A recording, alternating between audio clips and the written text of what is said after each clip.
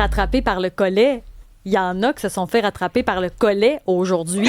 Antoine Robitaille, rapport dévastateur pour le gouvernement de la CAQ quant à la filière batterie. Ouch!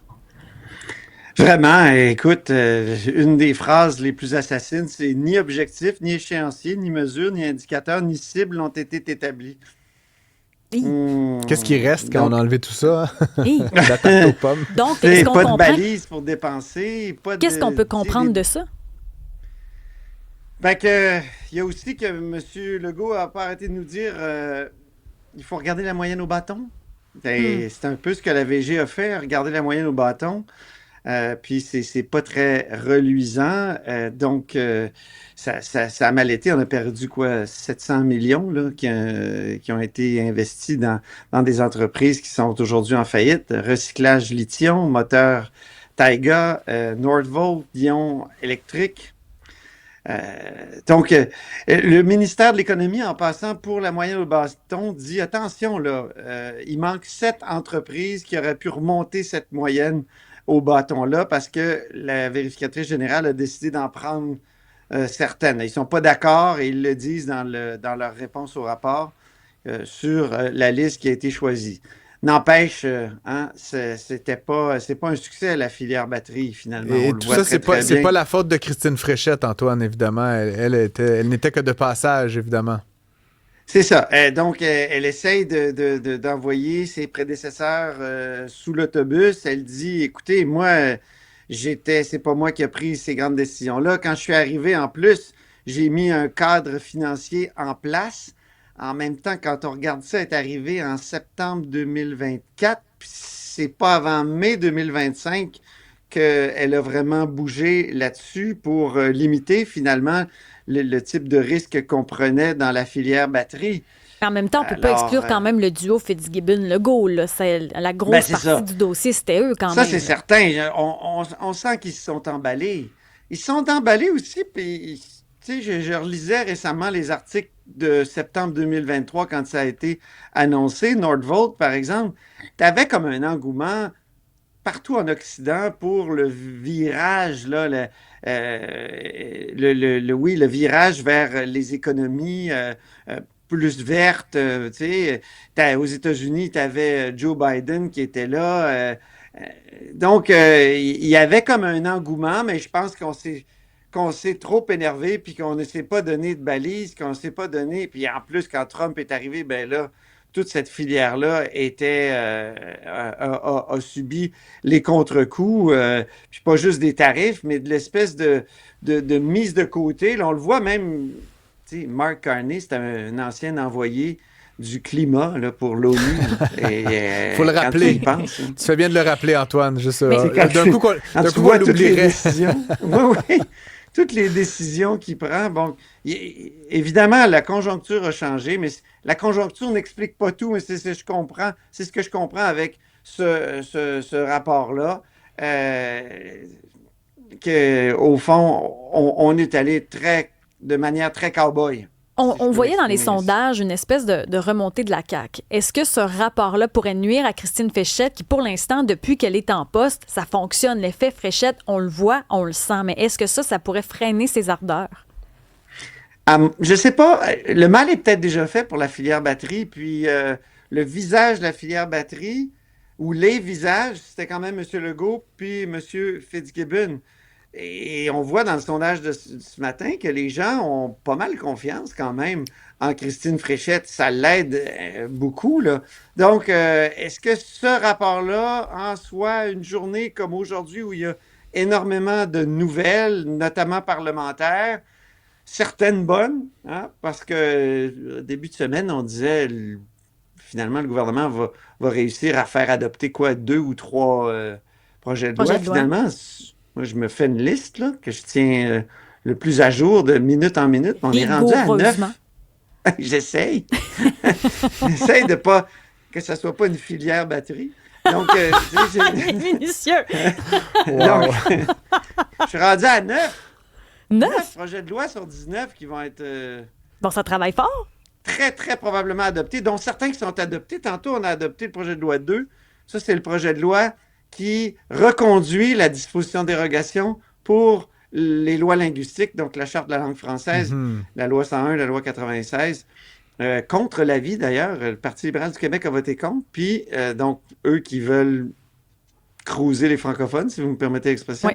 Et Québec solidaire aussi, qui est contre l'utilisation d'une telle dérogation. Donc, je referme la parenthèse. Pour répondre à ta question, Isabelle, je pense que le mal a déjà été fait pour la filière batterie. Et là, le mal est détaillé. Vraiment, mais le problème, comme la VG peut le faire. C'est quand on regarde notre messagerie texte, les gens sont souvent désabusés. Puis quand on a un rapport comme celui-là, on se demande comment notre argent est géré. Si dans ce projet-là, on met à la lumière les problèmes qu'il y a eu, c'est quoi les autres projets maintenant dont on n'est pas conscient? C'est sûr que ça aide pas pantoute, là. Puis, tu sais, quand tu repenses à François Legault, quand il a annoncé Nordvolt, je dirais de façon un peu vulgaire, là, il était sur une balloune, là, carrément. Et tu sais, il s'imaginait là, qu'il allait léguer au Québec un legs aussi important que celui, mettons, de Robert Bourassa avec les grands barrages. C'est vrai que c'était un pari aussi, les grands barrages. Hein? À l'époque, le Parti québécois disait hey, faites pas ça, la baie James, voyons, l'avenir est au nucléaire. Ça revient en partie vrai aujourd'hui, là, ça a bien l'air. Mais ouais. Tout ça pour dire que ça a été un pari extraordinaire, les grands barrages, ça nous a servi, ça nous sert encore aujourd'hui. Puis c'est ça que, c'est le rêve de tout premier ministre de dire, hey, dans 40-50 ans, là, on va dire, lui, il a légué quelque chose. Alors, François Legault s'imaginait que c'était l'occasion, la filière batterie. Puis c'était pas complètement fou. Là. Quand tu relis les textes de l'époque, là, il y a bien des commentateurs tout ça, qui disaient « Wow! » Moi, je me souviens, j'avais parlé, entre autres, à Philippe Couillard, tu sais, grand adversaire quand même de François Legault, qui m'avait dit, lui, il avait travaillé dans la filière batterie lui-même, il avait dit « Moi, je trouve que c'est extraordinaire. » Donc, il faudrait peut-être le rappeler aux libéraux aussi aujourd'hui, qui sont très vindicatifs. Les libéraux, d'ailleurs, il y avait un sondage ce matin qui est sorti, le Synopsis La Presse. Ça va un petit peu moins bien là, pour les libéraux de Charles Milliard. Ils perdent 5 points comme ça. Ils étaient à égalité avec le Parti québécois il y a un mois. C'est vraiment... c'est dur, je pense, pour le Parti libéral aujourd'hui. C'est la coalition Avenir Québec qui remonte. Le Parti québécois est encore très fort chez les francophones, puis bon, se maintient. Eux autres, ils doivent être un peu déçus de ne pas monter. On dirait qu'ils ne réussissent pas à profiter de la situation, mais ce qui est certain, c'est qu'on est devant une course à 3, puis que le Parti libéral du Québec là, se pose des questions. Je sais qu'il y a même des gens, j'ai entendu dire là, qu'il y a du monde à l'interne qui commence à dire « Ouais, Charles Milliard, est-ce qu'on a le bon cheval? » Mais ce serait le temps qu'il dépose ce qu'il veut faire, qu'il affiche ses réelles couleurs. On l'entend très peu, on le voit très peu. Exactement. Je pense que c'est avec vous que je disais hier ou avant-hier qu'il y a eu quand même un conseil général en fin de semaine sur l'économie. Puis le lundi, je cherchais les nouvelles en matière d'économie. Et moi donc, Antoine. Et toi donc, toi aussi, hein? J'aurais aimé en parler lundi matin, mais que nenni. Ce qu'on m'a envoyé, c'est un catalogue de choses que finalement Milliard avait dites dans les derniers mois. Puis en plus, il y avait zéro communiqué sur le site du Parti libéral du Québec. Ça veut dire qu'il n'était pas fier de rien, là. C'est particulier. Mais ce qui fait que c'est pas impossible. C'est pas impossible que la CAQ rentre au pouvoir l'automne prochain. On ne peut pas l'exclure parmi les candidats alors que ça semblait impossible en décembre. Ça bouge vite, là.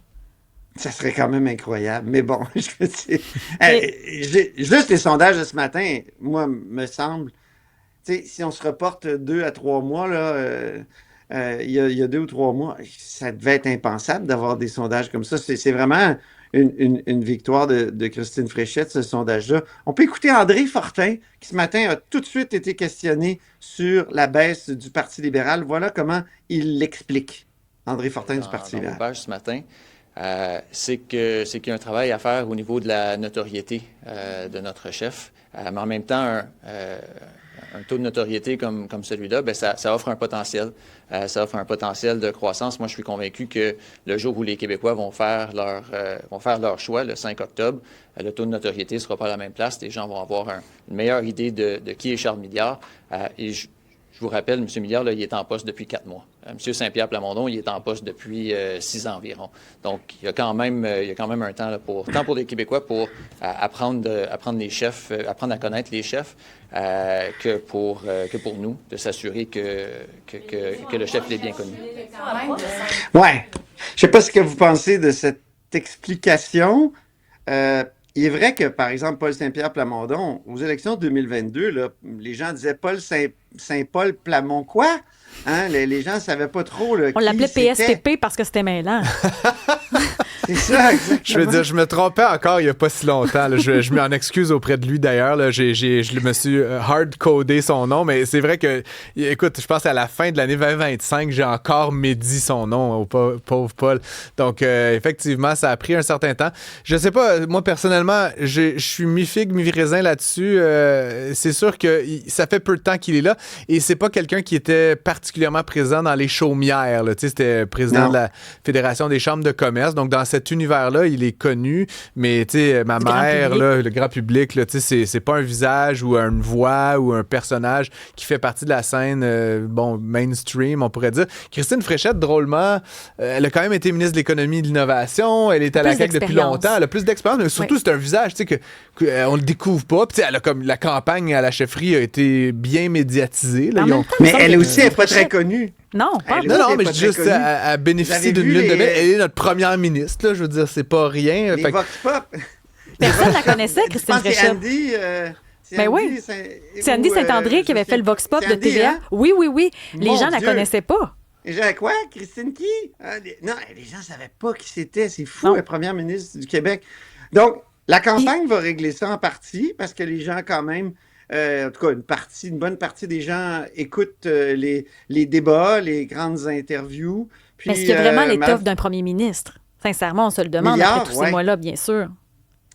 Oui, c'est ça. Mais c'est un peu ingrat parce que ça fait vraiment pas longtemps qu'il est là, mais en même temps, il aurait pu faire un peu comme Mme Fréchette, c'est-à-dire prendre des positions tellement claires et fortes que tout de suite, on aurait dit, oh mon Dieu, OK, on est devant quelqu'un qui veut agir vite, qui prend position, qui... Là, on ne sait pas où il se situe. Quitte à choquer, mais au moins, fait quelque chose. Tu sais, le PQ avec le TGV hier, là... Il a choqué, mais on en parle. On en parle, mais j'ai été surpris d'entendre certains commentateurs dire, ah ben c'est pas fou ce qu'il dit. Mais ça pourrait faire mal. Des gens qui ne sont pas particulièrement nationalistes, péquistes, là, oui, ça pourrait leur faire mal, mais je regarde la manif aujourd'hui à Mirabel.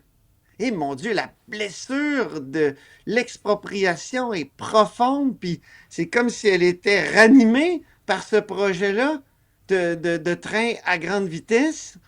Oh, non, mais il y a peut-être quelque chose là, parce que moi, je trouvais très curieux cette prise de position, mais c'est ce qu'a pas fait Milliard. C'est-à-dire, à un moment donné, dire c'est là où je loge, puis il n'arrête pas de dire c'est moi le chef, c'est moi le chef, c'est moi le chef. Il n'y a pas une entrevue où il dit c'est moi le chef. Mais quand tu es un chef, tu n'as pas besoin de le dire. Tu fais quelque chose. Ben, c'est ça. Mais au un métier de Cube Radio, plusieurs auditeurs nous mentionnent que M. Milliard, tout ce qu'il a à nous offrir, c'est son grand sourire creste. Bon, Antoine Robitaille, c'est sur ces belles paroles de Florence Lamoureux qu'on se dit au revoir et pas adieu. On se reparle demain pour une autre pertinente chronique de ta part. Merci de ta présence à l'émission. Salut. Merci.